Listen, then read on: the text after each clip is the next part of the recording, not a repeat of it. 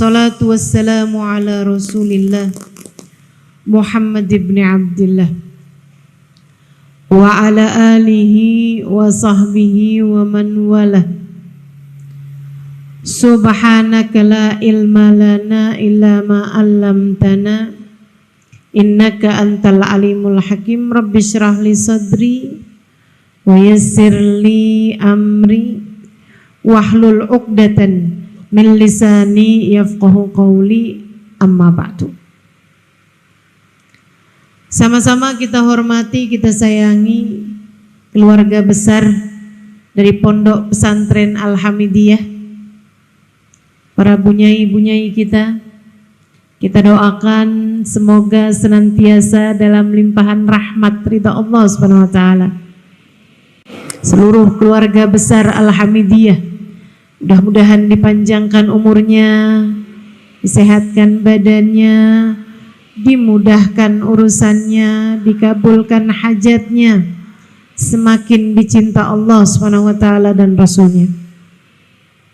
Segenap ibu-ibu nyai, para pimpinan pondok pesantren, para pimpinan majelis ta'lim, para ustadzah yang mudah-mudahan senantiasa dalam keberkahan, serta tentu saja semua yang hadir di majelis ini, baik ibu-ibu, kakak-kakak, adik-adik, anak-anak, yang mudah-mudahan selalu dirahmati Allah, selalu disayangi Allah, selalu disyafaati Rasulullah, selalu dicintai Nabi besar Muhammad sallallahu alaihi wasallam, dan menjadi perempuan-perempuan yang kelak layak ada di belakang baginda kita Nabi besar Muhammad sallallahu alaihi wasallam di akhirat nanti insyaallah. Amin ya rabbal alamin. Saudariku sekalian yang saya muliakan, perempuan Allah Subhanahu wa taala menjadikannya berada dalam tempat yang tinggi, meskipun sebelumnya di masa jahiliyah perempuan dianggap sebagai setengah barang. Islam memuliakan kita kaum perempuan hingga bahkan disebut oleh Nabi Muhammad, al-mar'atu imadul bilad, idza salahat salahal bilad wa idza fasadat fasadatil bilad. Perempuan adalah tiangnya negara. Perempuannya benar, bagus negaranya. Perempuannya rusak, hancurlah negaranya. Rembang dalam skala yang lebih kecil adalah sebuah negara. Perempuannya rembang bener pula lah rembangnya. Lasem dalam skala yang lebih kecil lagi. Nilainya tergantung dari bagaimana perempuan-perempuannya. Bagus perempuan di lasem, bagus pula lah lasemnya. Demikian pula dalam skala yang terkecil rumah tanggamu. Apabila kamu sebagai perempuan bagus di dalam rumahmu tersebut, kamu baik di dalam rumahmu, kamu menjadi seorang perempuan yang soleha, maka akan bagus pula lah seluruh keluargamu. Nabi menyebutmu sebagai tiang. Tiang itu dalam sebuah bangunan fungsinya tempat bersandar. Pintu sandarannya ke tiang, tembok sandarannya ke atap, sandarannya ke tiang. Sebuah bangunan tetap akan berdiri meskipun temboknya diruntuhkan. Sebuah bangunan tetap akan berdiri meskipun pintunya dirobohkan. Sebuah bangunan bahkan tetap akan berdiri meskipun atapnya diganti. Tapi sebuah bangunan dipastikan akan roboh apabila tiang-tiangnya dihancurkan. Kita nih perempuan, tiang tersebut sandaran bagi suami, sandaran bagi anak-anak perempuan. Subhanallah, Allah tuh sampai bikin, ini hasil penyelidikan para orang-orang yang bekerja di bidangnya, perbedaan otak laki-laki dengan perempuan.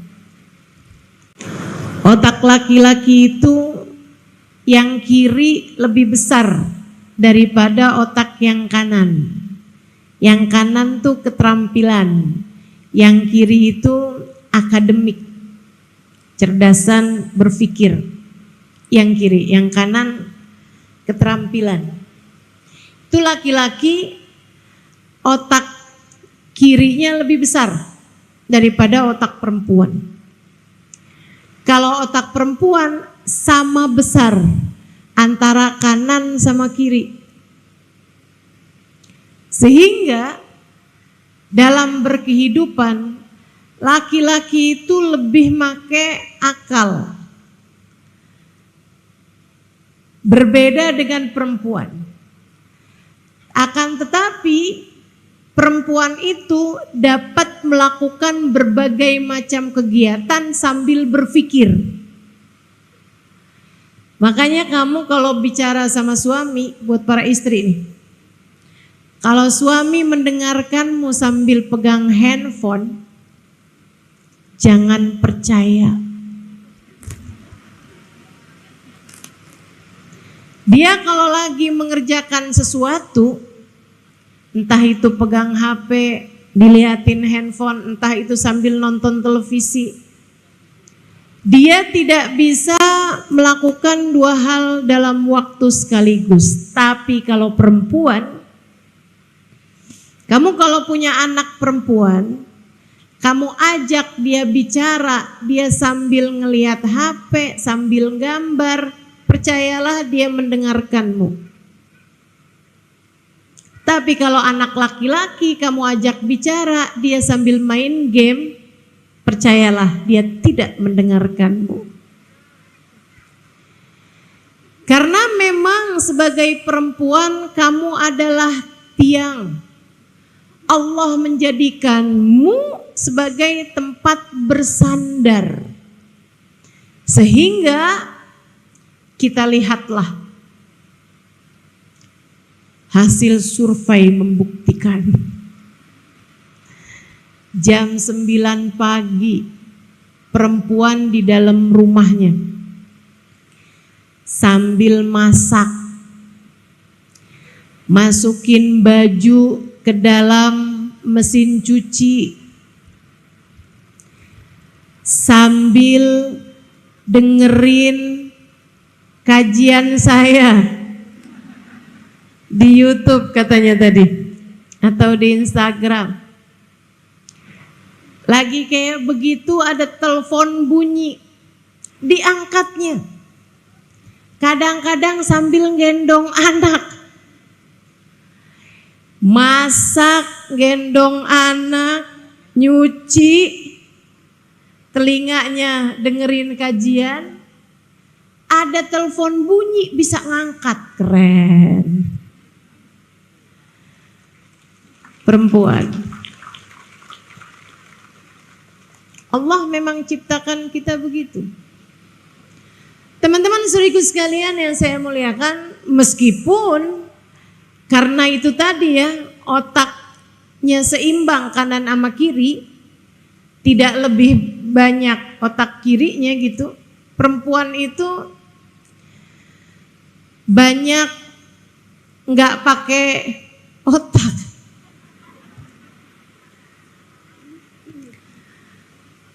Berbagai urusan dia mengedepankan perasaan. Ya Allah. Saya pernah baca satu ucapan seorang ulama, perempuan andai tidak karena agamanya, dia akan menjadi seseorang yang dihancurkan oleh perasaannya sendiri. Betul?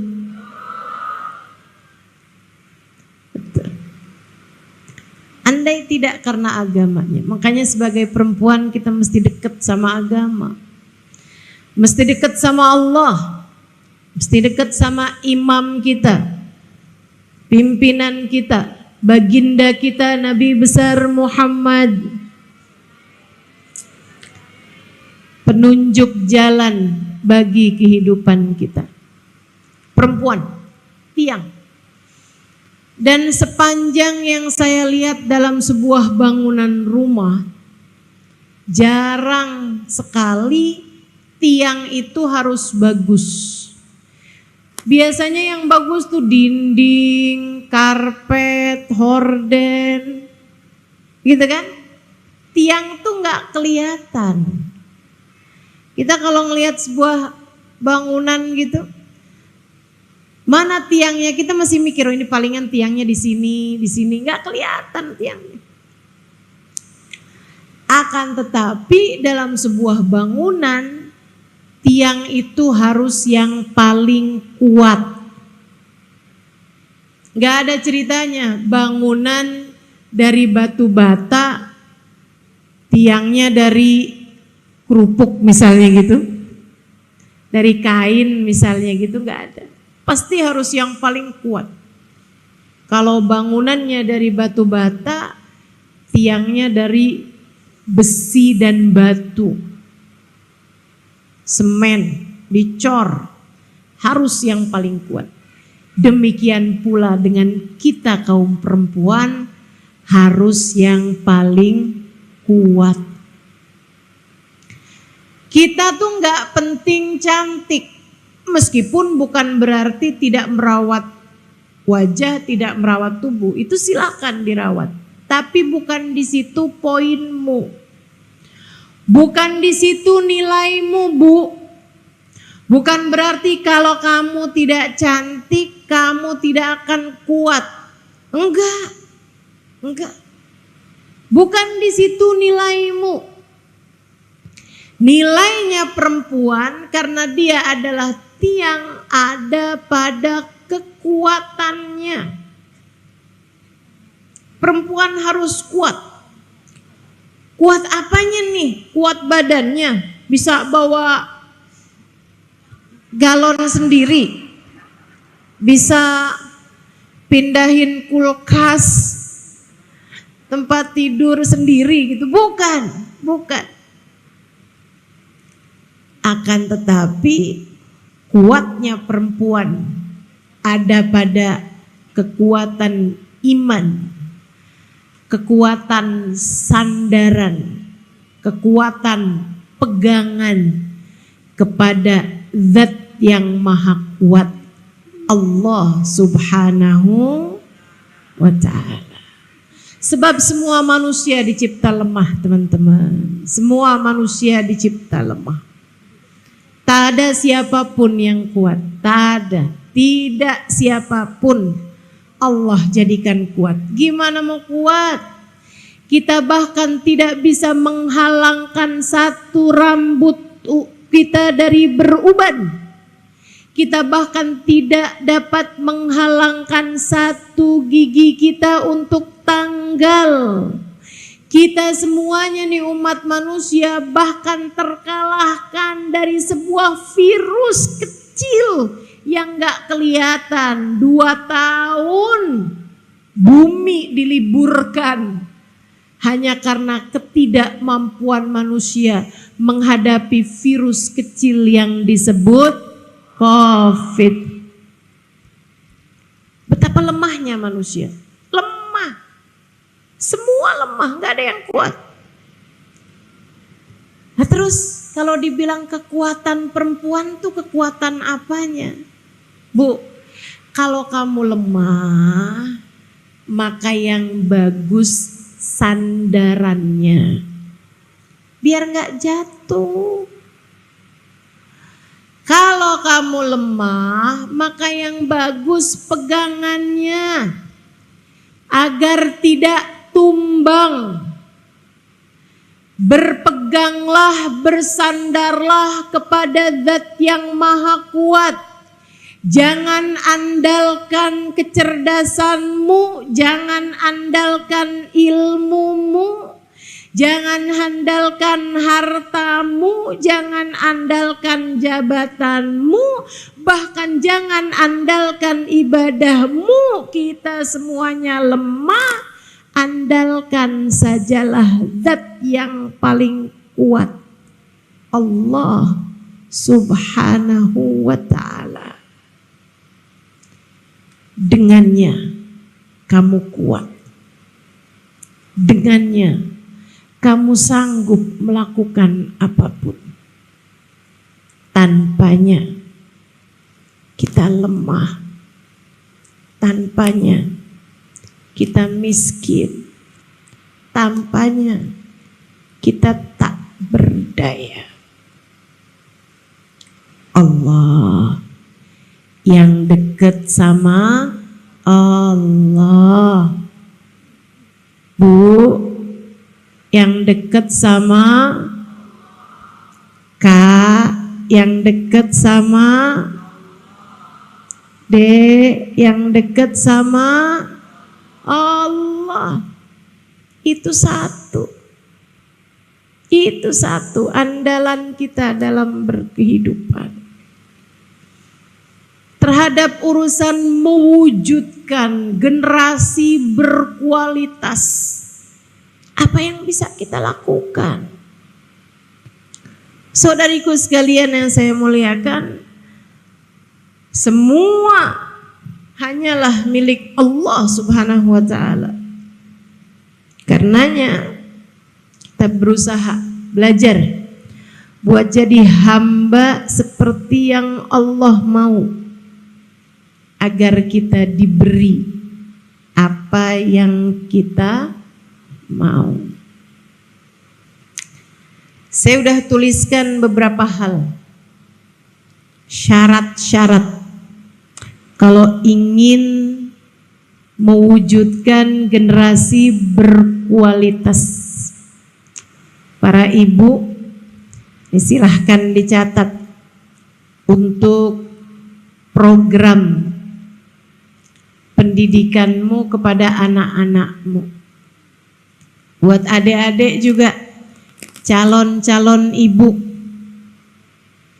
kalau adik-adik ditambah nih, jangan mau nikah sama laki-laki yang gak mau mendekat kepada Allah, dek. Jangan mau nikah sama laki-laki gak sholat, dek. Jangan mau nikah sama laki-laki yang gak cinta sama Nabi Muhammad, dek.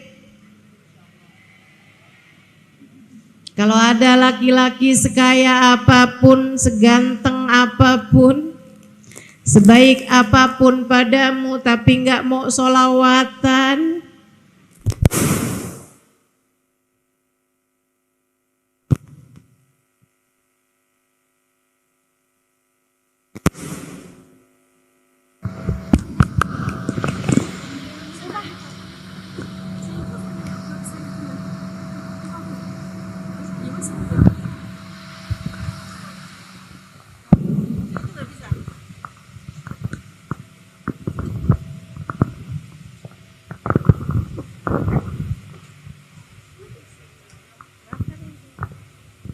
Allah. Iya, saya ulangi lagi ya. Jangan mau sama orang yang gak mau sama Allah, gak mau sama Nabi Muhammad. Gak usah terlampau banyak kriteria. Jangan terlampau punya banyak persyaratan untuk menikah dengan seorang laki-laki. Pokoknya dia baik agamanya, terjaga sholatnya, dan dia cinta kepada Nabi Muhammad. Bismillah. Bismillah. Tentukan tanggal pernikahan.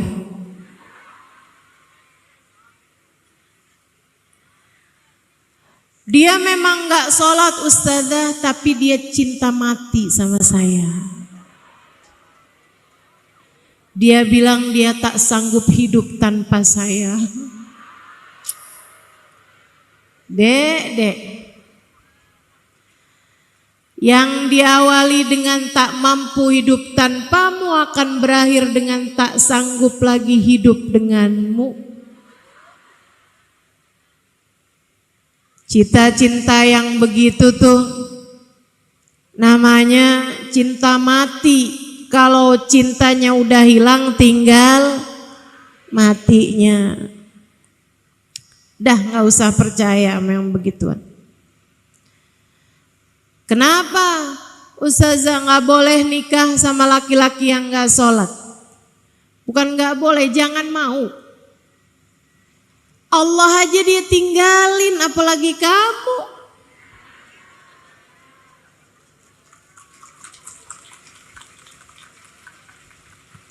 Jangan. Itu akan membentuk generasi nantinya. Lihat agamanya.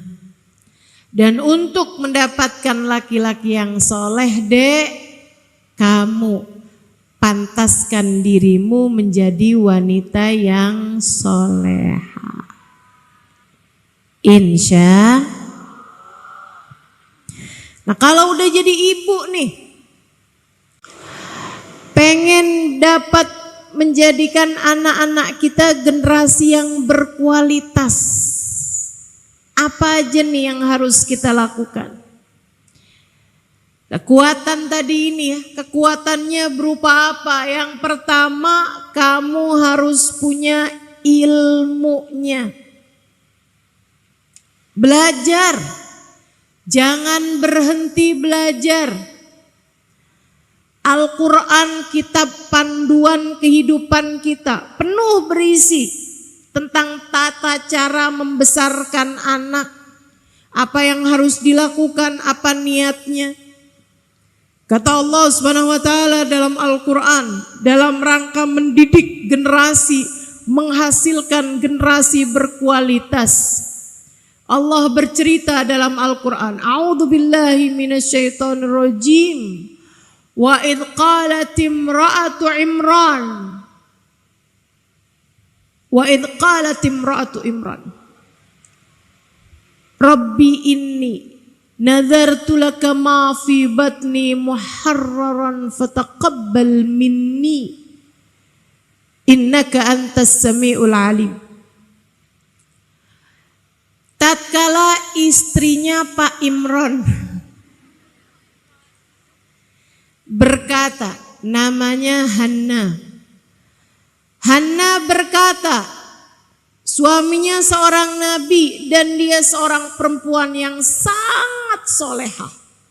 Seorang perempuan yang sangat kuat dalam urusan kebergantungan, sandaran, dan menjadikan hidup hanya untuk Allah Subhanahu wa ta'ala.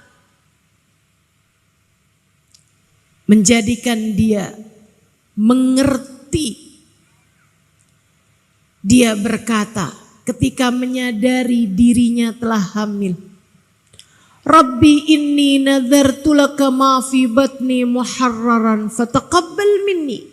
Ya Allah, aku nazarkan, aku jadikan kandungan yang ada dalam kandunganku ini, bayi, janin dalam kandunganku ini, ya Allah, aku nadarkan, aku jadikan sebagai persembahanku untukmu. terimalah ia dariku ya Allah. Sungguhnya Engkau adalah Zat yang maha mengetahui lagi maha mendengar. Saudaraku sekalian yang saya muliakan, dia tidak mencari jatah dari dirinya sendiri.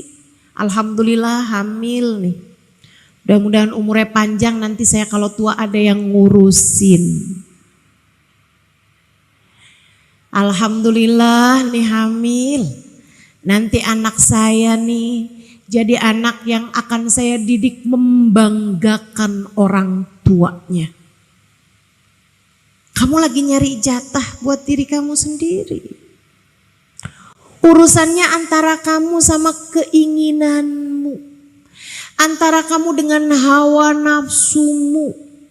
Antara kamu dengan ego dirimu sendiri.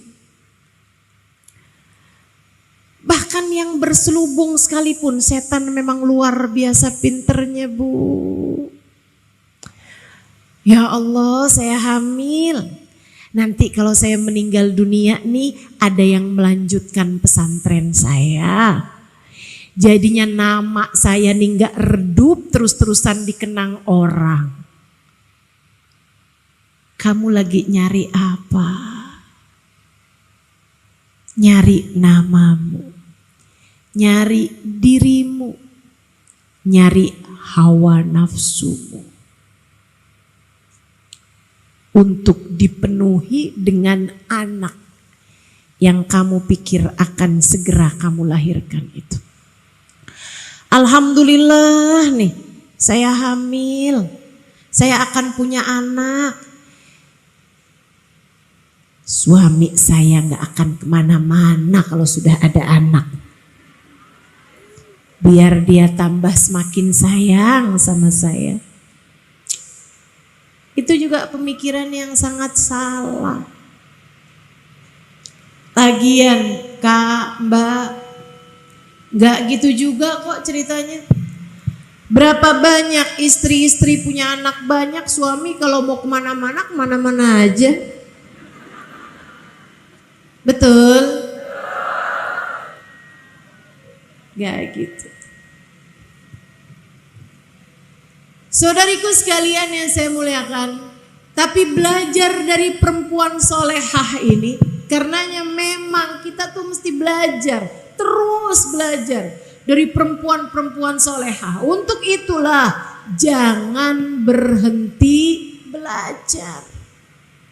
Apalagi sekarang nih zamannya smartphone. Jangan sampai handphonenya aja yang smart, kitanya enggak. Jangan sampai yang cerdas hanya HP-nya, yang megangnya tetap enggak cerdas juga. Manfaatkan yang ada untuk kita menuntut ilmu. Dengarkan kajian dari para ulama-ulama. Simak pembahasan-pembahasan dari orang-orang yang memang mengerti di bidangnya. Biar kita mengerti caranya menghadapi anak, mengerti caranya menghadapi suami sesuai dengan apa yang sudah Allah Subhanahu wa taala ajarkan dalam Al-Qur'an. Ini Sayyidah Hanna, begitu tahu dirinya hamil, Rabbi inni nadartu laka ma fi batni muharraran. Ya Allah, aku jadikan apa yang ada dalam kandunganku persembahanku untukmu. Untukmu. Dia jadi hambamu ya Allah.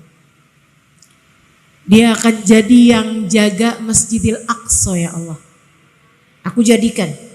Katanya Hanna tinggalnya di sana di Palestina.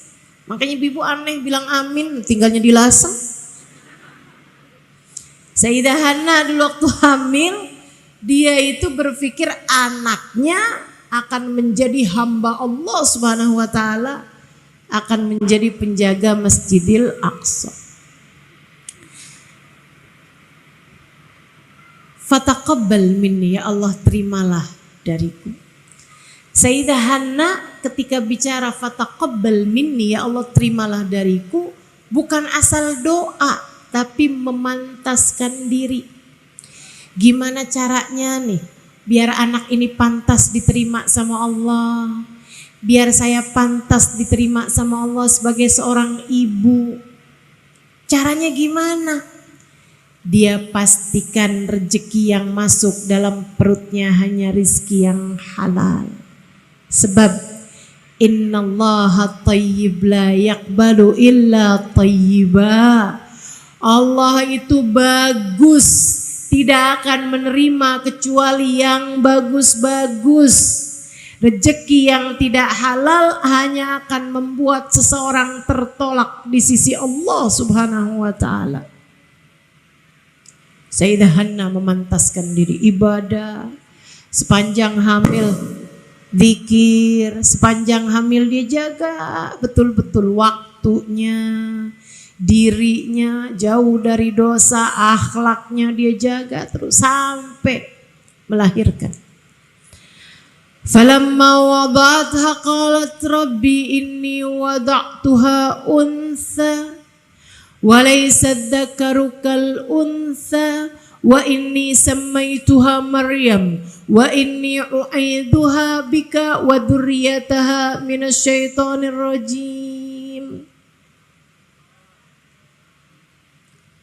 Fataqabbalaha rabbuha biqabulin hasan wa ambataha nabatan hasana wa kaffalaha Zakaria kullama dakhala 'alaiha Zakaria al-mihrab wajada 'indaha rizqa qala ya Maryam anna laki hadha qalat huwa min 'indillah innallaha yarzuqu man yasha'u bighairi hisab.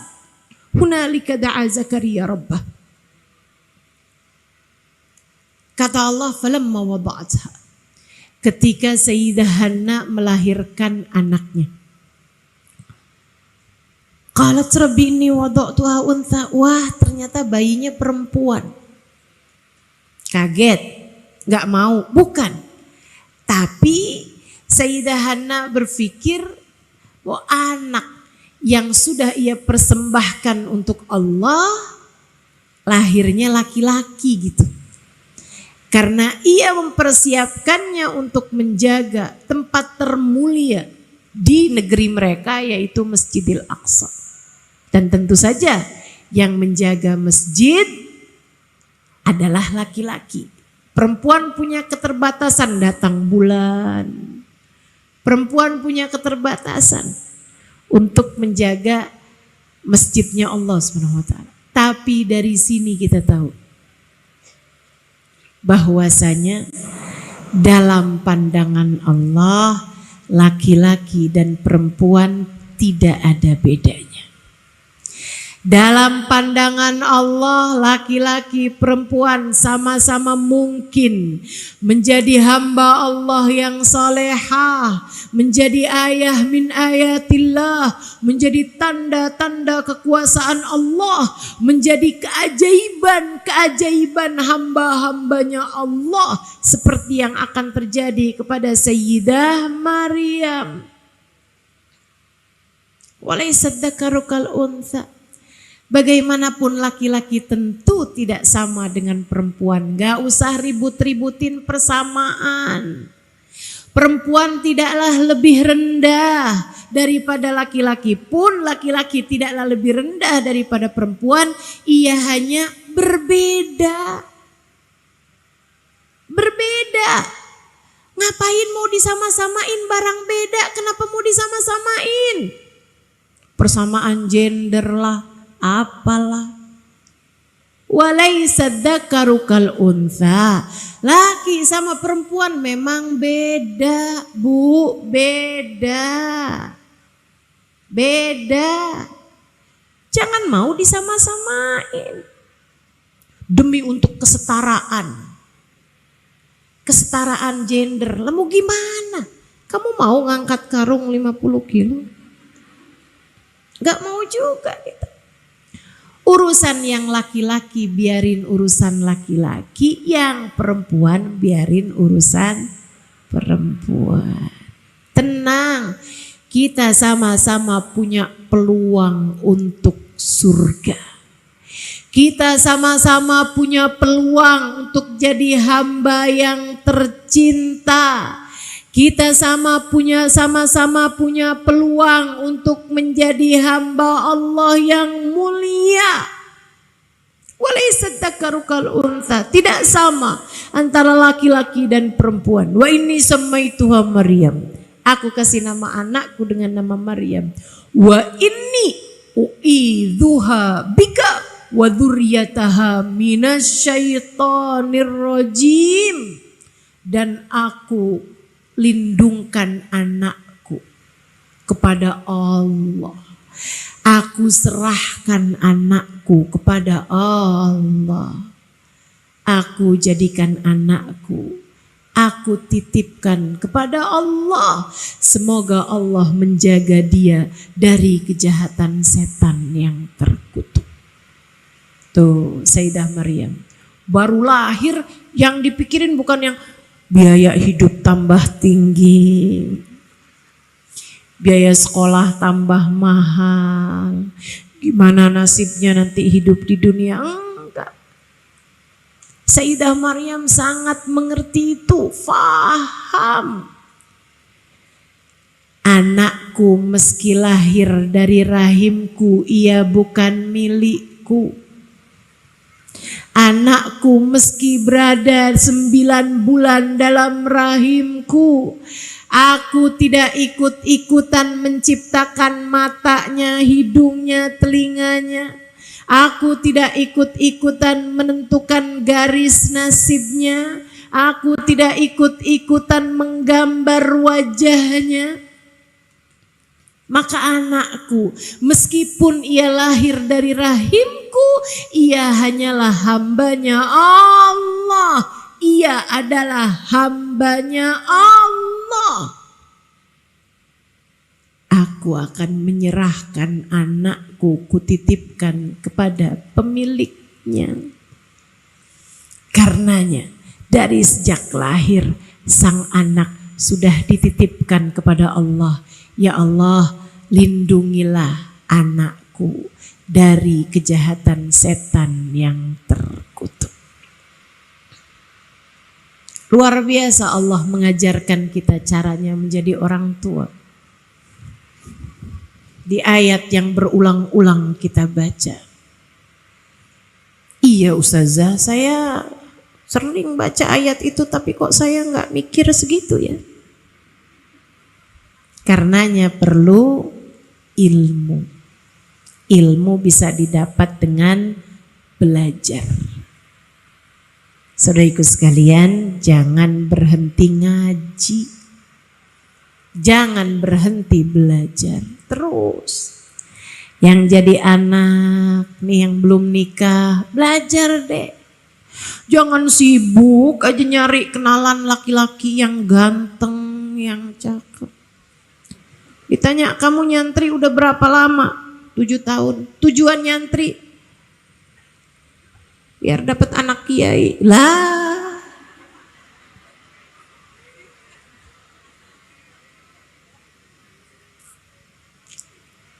Gak gitu.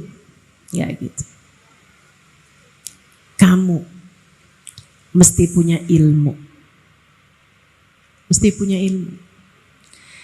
Dan saya santri sejati. Tadi dibilang motivator, enggak lah. Saya santri. 12 tahun saya nyantri. Terus belajar. 12 tahun saya tinggal di pondok pesantren. Dan sampai sekarang sesudah 20 tahunan dari saya keluar dari pondok pesantren, saya tetaplah seorang santri bagi guru-guru saya. Santri tidak pernah berhenti belajar. Terus belajar, terus belajar. Terus belajar. Belajar. Yang paling susah tuh belajar apa sih? Kalau saya sih ya paling susah tuh belajar ngadepin hati saya sendiri. Betul gak? Saya belajar 12 tahun. di pesantren 20 tahun di masa sesudahnya. Tidak ada yang lebih sulit saya hadapi selain rasa hati saya sendiri. Makanya mesti terus diajarin. Biar gak gampang suudzon, biar gak gampang ujub, biar gak gampang sombong. Masya Allah, susahnya luar biasa. Diingetin mahadis, diingetin nama ayat Quran, tetap aja emang bandelnya luar biasa. Kita punya hati dengan hawa nafsunya ini. Tapi beda orang yang terus belajar dengan orang yang tidak mau belajar. Kata Allah, la yastawil ladina ya'lamuna wal ladina la ya'lamun. Enggak sama antara orang yang ngerti berilmu dengan orang yang tidak berilmu. Maka modal utamamu untuk melahirkan generasi yang berkualitas nomor 1 adalah ilmu. Teruslah belajar, teruslah berguru kepada para ulama-ulama yang memiliki sanad ilmu bersambung sampai kepada baginda Nabi besar Muhammad sallallahu alaihi wa ala alihi wa sahbihi wasallam. Mudah-mudahan kita doakan para ulama-ulama kita dipanjangkan umurnya, disehatkan badannya, ditambahkan kesabarannya, sehingga dapat terus-terusan mendidik kita insya Allah sebagai umat Nabi mereka, baginda Nabi besar Muhammad sallallahu alaihi wasallam insya Allah. Amin ya rabbal alamin. Ilmu pertama. Yang kedua, takwa. Kamu ingin melahirkan generasi yang berkualitas, anak-anakmu jadi orang-orang yang berkualitas. Kualitas itu adanya pada takwa. Wa khairaz zad takwa. Sebaik-baik bekal dalam kehidupan adalah takwa. Walibasut taqwa dzalika khair.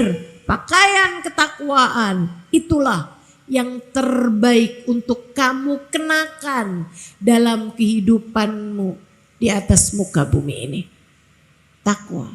Apa itu takwa? Kerjain perintah Allah, jauhi dosa-dosa.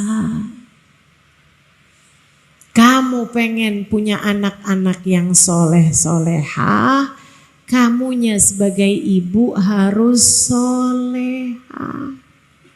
Itu yang disampaikan oleh ibunda guru kami Hubabah Zahra.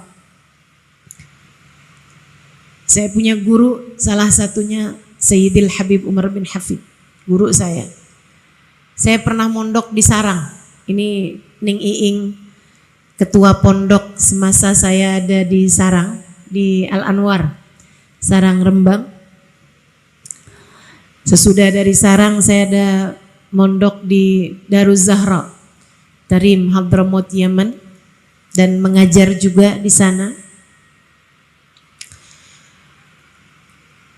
Guru kami Al Habib Umar bin Hafid, ibunya namanya Hubabah Zahra, baru meninggal beberapa tahun yang silam, kayak setahunan sebelum COVID, sekitar tahun-tahun itulah. Teman-teman sekalian, Hubabah Zahra punya anak banyak. Anaknya yang laki-laki yang pertama jadi mufti Tarim semasa hidupnya, baru wafat juga. Kayak setahunan sesudah Hubabah Zahra. Meninggal di masa pandemi, masa COVID kemarin, tahun 2020 atau 2021 gitu. Habib Ali masyhur namanya, mufti di kota Tarim. Berpuluh-puluh tahun dalam hidup beliau sebagai mufti. Anak laki-laki beliau yang paling kecil, Habib Umar bin Hafid. Kita tahulah siapa Habib Umar. Ulama yang sangat karismatik, ulama yang sangat berpengaruh, bahkan majalah People kalau nggak salah tahun ini menuliskan nama Habib Umar sebagai laki-laki muslim paling berpengaruh dalam dunia Islam saat ini. Nomor satunya Habib Umar bin Hafid.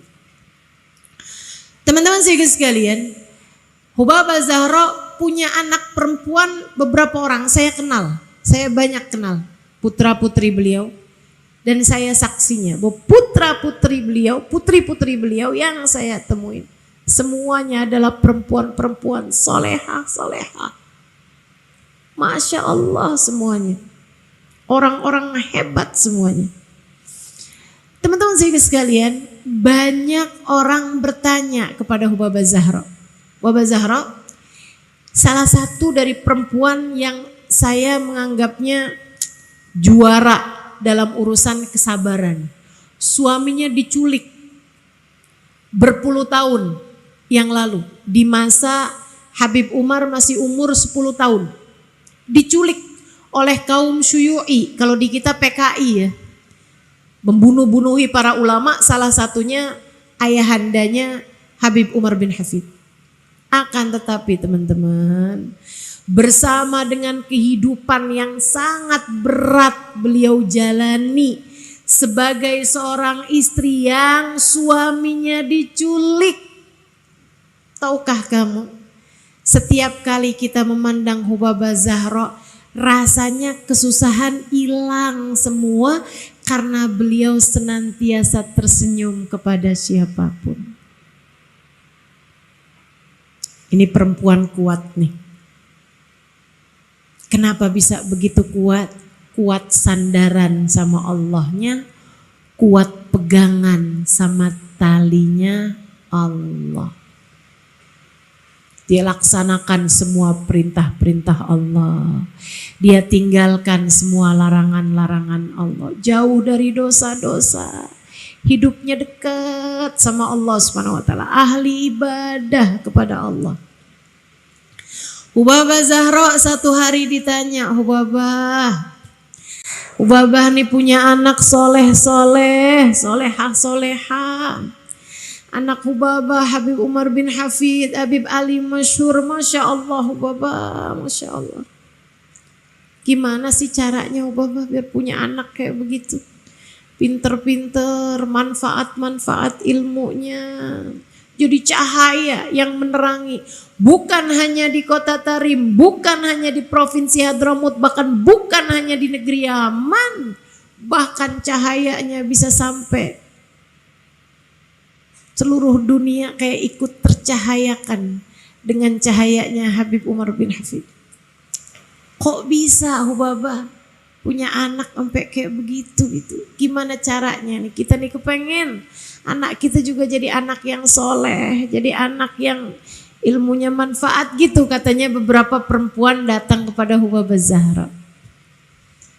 Beliau tanya, kamu punya anak? Iya Hubabah, ada anak saya Hubabah. Kamu pengen punya anak yang soleh? Iya Hubabah, pengen punya anak yang soleh. Yang rajin sholat. Iya Hubabah bener rajin sholatnya. Seneng baca Quran. Iya Hubabah bener yang kayak begitu anak saya. Kamu pengen punya anak baik hatinya. Iya Hubabah baik hatinya. Bermanfaat sama manusia. Kamunya bagaimana?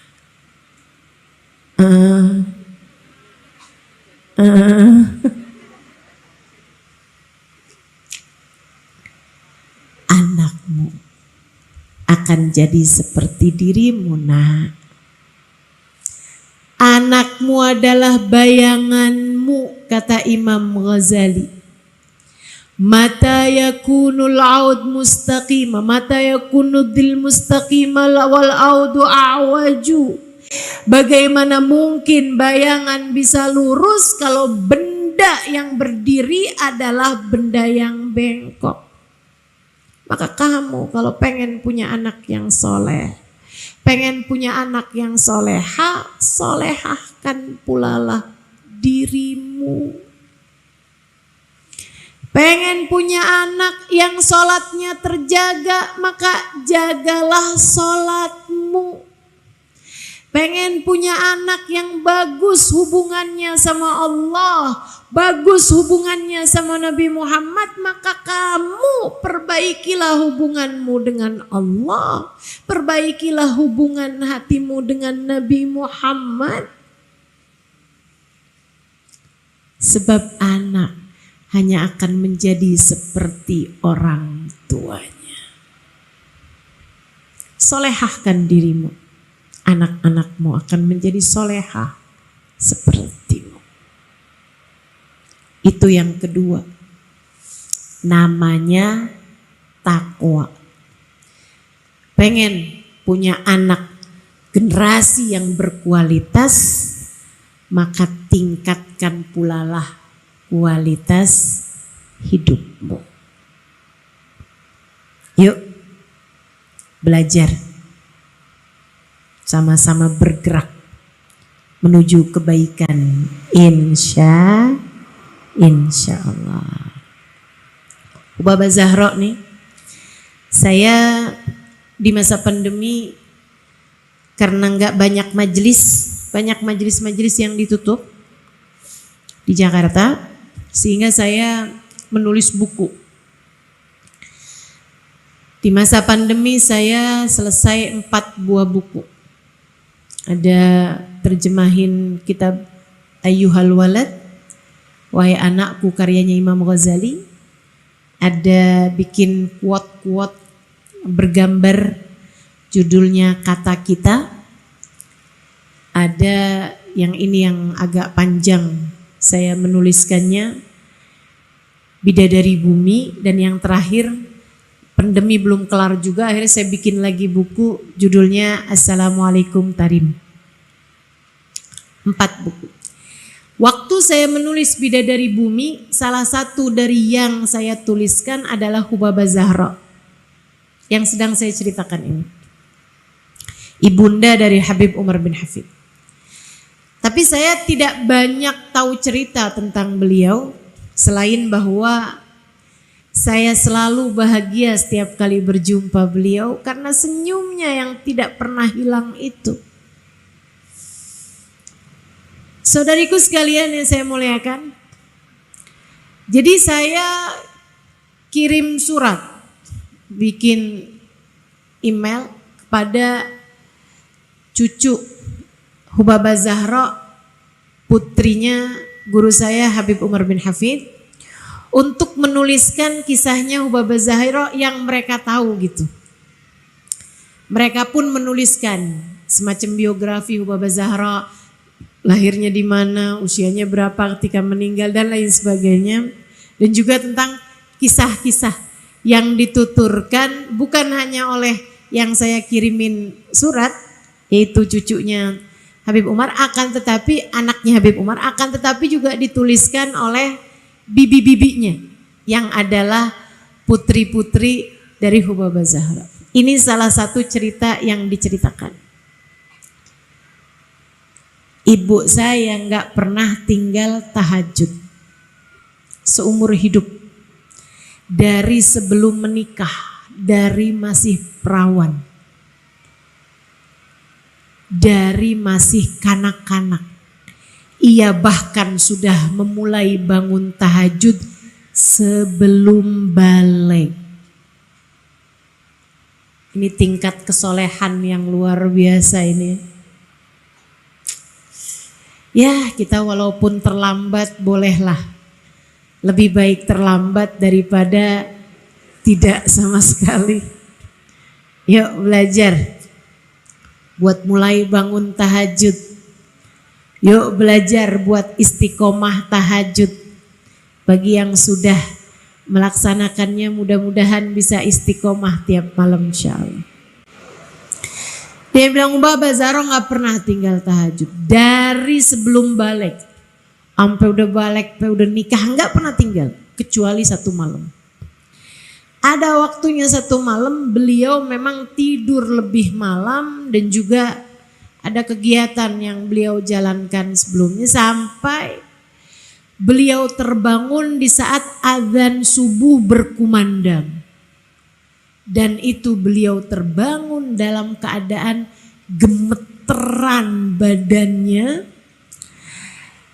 gemertakan lututnya, lemes lututnya kayak nggak bisa dipakai berdiri ketika beliau sadar bahwa beliau bangun saat sudah adzan subuh. Beliau bangun tuh gemeteran tangannya, dibilang adzan al-fajr, itu adzan subuh tuh, adzan subuh itu, adzan al-fajr. Dia bilang, ya Allah, Zahra magamat lailatha. Nih Zahra gak bangun nih malam nih. Zahra gak bangun nih malamnya. Astagfirullah, astagfirullah, astagfirullah. Beliau nangis terseduh-seduh. Sebelum beliau kemudian pergi ke tempat kamar mandinya. Dia bilang, ya Allah, Zahra gak bangun nih malam, Zahra gak bangun. Astagfirullah, astagfirullah, maafin Zahra ya Allah, maafin Zahra ya Allah. Gak lagi-lagi ya Allah, maafin Zahra ya Allah, maaf ya Allah, maaf ya Allah. Beliau pergi wudhu masih dengan gemeteran tubuhnya. Keluar dari kamar mandi. Sebelum mengerjakan sholat subuh dan qobliyah subuh, beliau sholat taubat dulu 2 rakaat. Mentaubati tidak bangun malamnya beliau. Bagaimana kabarmu teman-teman? Bagaimana kabar kita? Membicarakan generasi berkualitas adalah membicarakan kualitas diri sendiri. Masya Allah. Kata putri-putrinya, sepanjang hari itu adalah hari di mana kami mendapati ibu kami menangis sepanjang hari. Sampai besoknya, baru berhenti nangisnya ketika malam besoknya beliau kembali tahajud dan tidak pernah ditinggalkan sampai beliau meninggal dunia. Keren. Kualitas. Kualitas. Itu yang kedua tuh. Yang ketiga, kalau kamu ingin melahirkan generasi yang berkualitas, kamu harus menghadapi anak-anakmu dengan penuh kasih sayang. Dalam bahasa Arab, rifq, kata Nabi Muhammad SAW, tidak ada sesuatu dihiasi dengan kelembutan kasih sayang kecuali bakal bagus. Illa wazana, wa ma nuzi'a min syai'in illa washana. Ar-rifqu ma dukhilat li syai'in illa wazanah wa ma nuzi'a min syai'in illa washana. Kelemah lembutan tidaklah dimasukkan kepada apapun kecuali bikin bagus, dan tidaklah dicabut dari apapun kecuali bikin jelek. Jadi istri kalau dikasih kelembutan bagus, jadi suami dikasih kelembutan bagus. Jadi anak dikasih kelembutan bagus. Jadi anak dicabut kelemah lembutannya jadi jelek. Jadi guru punya kelemah lembutan bagus. Begitu nggak punya kelemah lembutan langsung jelek. Mau secantik apapun gurunya. Betul? Jadi murid punya kelemah lembutan bagus. Begitu kehilangan kelemah lembutannya jadi jelek. Maka para ibu-ibu yang pengen melahirkan anak-anaknya berkualitas, ingin agar anak-anaknya berkualitas, maka hadapi anak-anakmu dengan penuh kelemah lembutan. Sayangi anak-anakmu, jangan pakai kasar. Mana nih ibu-ibu yang suka ngomel mana?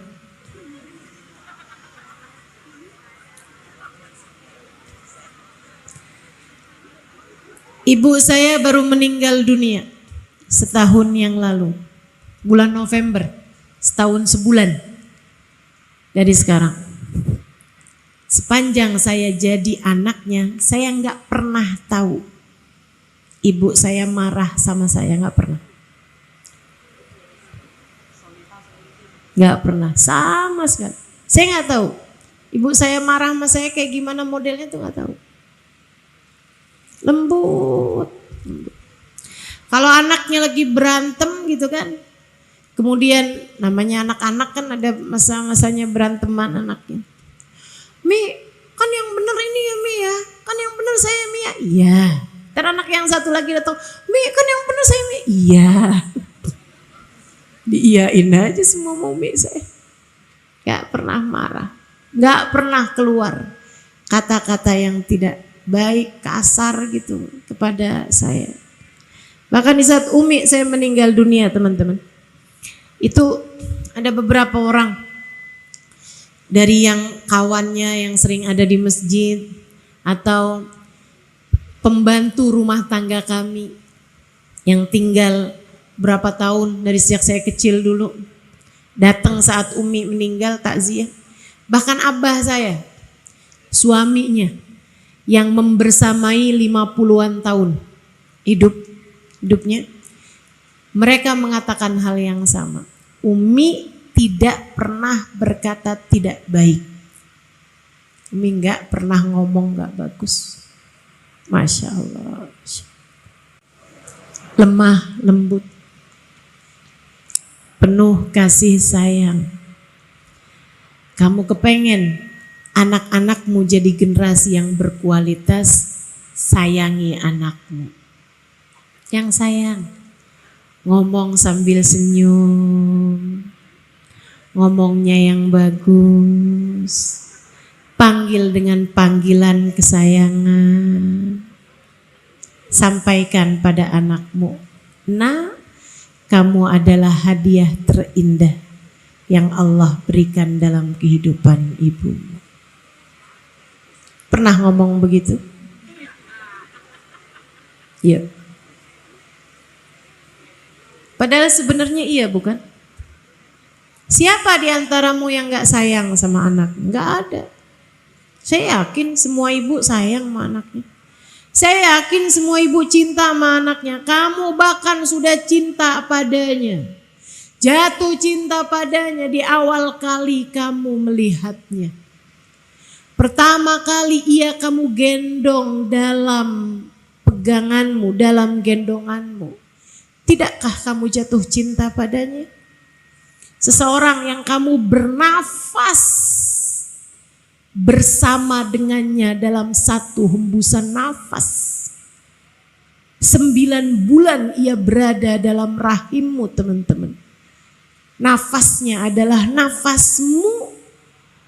Rezeki yang ada dalam tubuhnya, anggota tubuhnya terbentuk dari yang kamu makan. Kamu masukkan dalam mulutmu. Bagaimana kamu tidak cinta padanya? Kamu cinta padanya, saya yakin. Masalahnya hanya gengsi untuk kamu bisa menyampaikan hal itu kepada anak-anakmu. Sampaikan. Sampaikan. Sampaikan. Yang jadi anak juga jangan gengsi. Buat bilang sama ibunya, saya sayang sama ibu. Saya sayang sama ibu. Tetaplah sehat, panjang umur. Saya sayang sama ibu. Sampaikan pada ibumu. Nanti kalau ibunya udah gak ada, takut nyesel. Betapa kamu sebenarnya sangat menyayanginya. Tapi kamu tidak pernah menyampaikannya. Yang jadi ibu juga, sampaikan pada anak-anakmu. Sampaikan. Itu sunnah. Nabi menyampaikannya. Ma anak-anaknya. Nabi menyampaikan, Fatimah, bid'atun minni, kata Nabi. Separuh aku Fatimah. membahagiakan hatiku apapun yang membahagiakan hatinya, menyedihkan hatiku apapun yang menyedihkan hatinya. Masya Allah. Yuk, penuh kasih sayang, berlemah lembut, pegang tangannya, cium keningnya, dekap ia. Sayangi anak-anak. Itu syarat mutlak untuk anak menjadi berkualitas. Saudariku sekalian yang saya muliakan, yang keempat, rezekinya mesti halal. Yang tadi saya sampaikan. Karena rezeki itu kayak bensin. Rezeki itu bahan bakar. Kalau bahan bakarnya bagus, hasilnya bagus. Modal, rezeki itu modal. Man akalal halal, kata Asyibli, man akalal halal ata'at jawarihuhu sya'am aba, wa man akalal haram asat jawarihuhu sya'am aba. Siapa yang masuk makanan dalam perutnya halal, anggota tubuhnya akan berbuat taat, mau atau tidak mau. Siapa yang makanan masuk dalam perutnya haram akan berbuat maksiat, anggota tubuhnya mau atau tidak mau. Kamu kepengen anak-anakmu menjadi anak-anak yang berkualitas, bagusin nafkah mereka. Bagusin makanan yang masuk dalam perut mereka. Gak terlalu enak, gak apa-apa, yang penting halal. Gak mahal, gak apa-apa, yang penting halal. Pastikan yang mereka kenakan dibelinya dari uang halal. Pastikan yang mereka makan didapat uangnya dengan uang yang halal. Bu, gak apa-apa kok. Gak punya yang berlebihan, gak apa-apa. Gak apa-apa. Saya sering sampaikan kepada teman-teman saya di mana-mana tempat. Sesedikit apapun rezeki yang kamu punya cukup untuk membiayai hidupmu, namun sebanyak apapun rezeki yang kamu punya gak akan cukup untuk membiayai gaya hidupmu. Maka kalau pengen hidup dalam keadaan tenang, jangan kebanyakan gaya. Gitu. Pengen punya ini, pengen punya itu, uangnya gak ada, sampai berani hutang riba. Pakai utang ke rentenir, haram, haram, haram. Kalau udah haram yang masuk dalam perut anakmu, haram yang masuk dalam perutmu, haram yang kamu kenakan, belinya pakai uang yang haram, anggota tubuhmu hanya akan berbuat dosa demi dosa.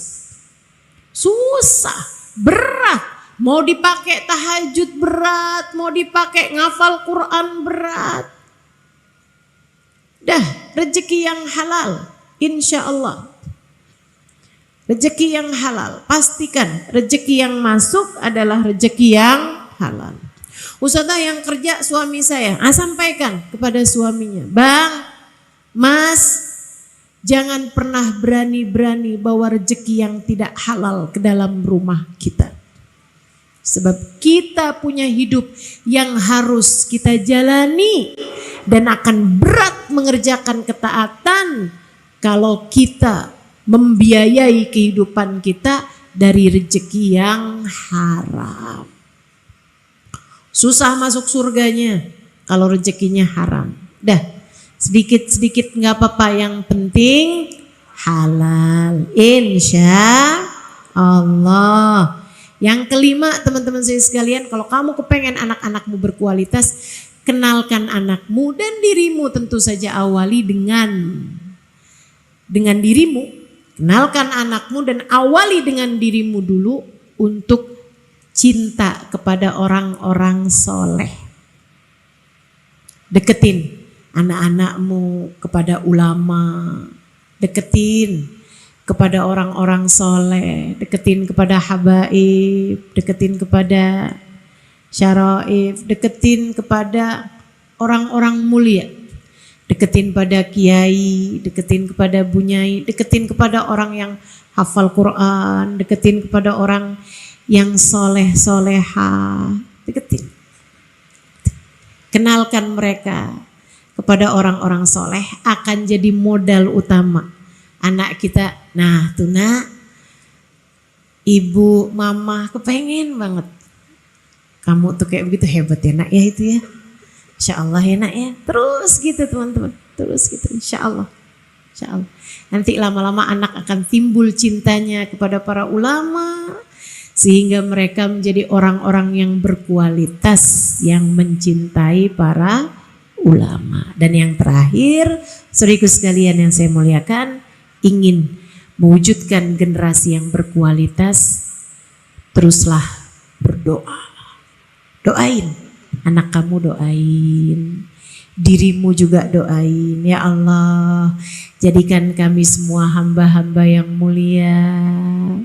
Ya Allah, Kau perintahkan diriku untuk menjaga diri dan keluarga dari api neraka. Ya Allah, jangankan menjaga anak-anak kami ya Allah, menjaga diri kami sendiri saja seringkali kami gagal melakukannya.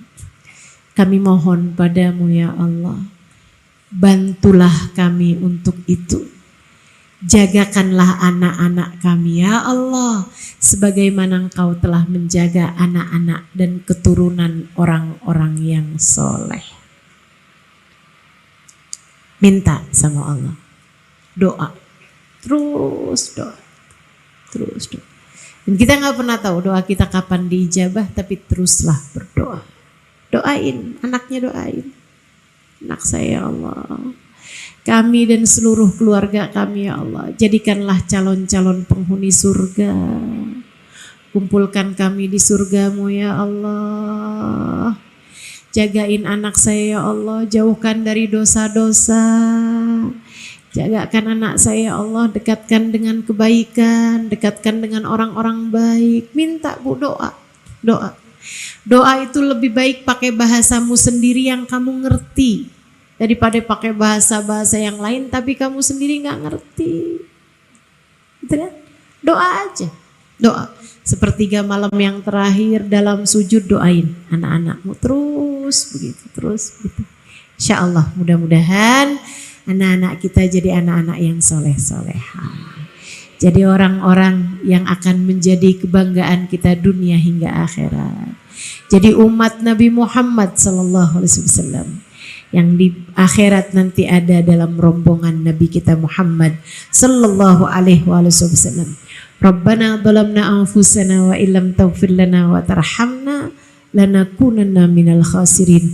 Rabbana atina fid dunya hasanah fil akhirati hasanah wa qina adzabannar bifadli subhana rabbika rabbil izzati amma yasifun wa salamun alal mursalin walhamdulillahi rabbil alamin. Kita baca suratul Fatihah, kita niatkan apa yang jadi hajat-hajat kita. Yang sudah pada punya anak, silahkan dibayangkan anak-anaknya, minta pada Allah, mudah-mudahan Allah memandang mereka dengan pandangan kasih sayang. Kepada kita sekalian, semoga Allah berkenan untuk senantiasa memandang kita dengan pandangan kasih sayangnya. Hidup untuk Allah, berjuang di jalan Allah, melakukan segala sesuatu hanya karena Allah subhanahu wa ta'ala. Al-Fatihah. Allah yaqdi lana jami'al hajat. Silahkan sebutkan masing-masing hajatnya. ويبلغنا كل الأمنيات بجاه خير البريات على هذه النيات بكل نية صالحات جامعات شاملات إلى حضرة النبي محمد صلى الله عليه وسلم. الفاتحة. الرحمن الرحيم مالك يوم الدين إياك نعبد وإياك نستعين صراط الذين أنعمت عليهم غير المغضوب عليهم ولا الضالين آمين. اللهم بحق الفاتحة بحرمة الفاتحة بركة الفاتحة تفتح لنا أبواب الخير، تعاملنا معاملة أهل الخير، تكفينا من جميع الفتن والمهن بؤس وضير، إنك ولي كل خير متفضل بكل خير برحمتك يا أرحم الراحمين. Allahumma inna nas'aluka ziyadatan fid din, barakatan fil umur, wa sihhatan fil jasad, wa sa'atan fil rizki, wa taubatan qablal maut, syahadatan indal maut, maghfiratan ba'dal maut, wa afwan indal hisab, wa amanan minal adab, wa nasiban minal jannah, wa razukna an-nadhar ila wajhikal karim. Allahumma afina min balaik, wa auzi'na syukra na'maik, wa adhikna barda afwik, wa halawata munajatik. Allahumma ja'alna minal ibad alladhina yastami'una al-qawla fayattabi'una ahsanah. Allahumma rzuqna minal uquli awfaraha, wa minal adhani asfaha, wa minal a'mali azkaha, wa minal akhlaqi atyabaha, wa minal arzaki ajzalaha, wa minal afiyah akmalaha, minad dunya khairaha, wa minal akhirah na'imaha, bihaqqi sayyidina Muhammadin sallallahu alaihi wasallam. Allahumma rzuqna hubbaka wa hubba man yuhibbuka, wa hubba kulla amalin yugarribuna ila hubbika, waj'al hubbaka wa hubba nabiyyika ahabba ilaina mimma siwakuma. Allahumma arinal haqqa haqqa warzuqna ittiba'ah, wa arinal batila batilan warzuqna ijtinabah. Ya muqallibal qulub, thabbit qulubana ala dinik, wa tawaffana ala millatik. Ya muhawwilal ahwal, hawwil halana ila ahsanil hal, wa afina min ahwal ahli dhalal wa fi'lil juhal. Allahumma rabbana atina fid dunya hasanah, wa fil akhirati hasanah, wa qina adzaban nar, bi fadli subhana rabbika rabbil izzati amma yasifun, wa salamun alal mursalin, walhamdulillahi rabbil alamin. Taqabbalallah minna wa minkum, taqabbal ya karim. Mudah-mudahan bermanfaat. Kurang lebihnya mohon maaf. Billahi taufiq wal hidayah.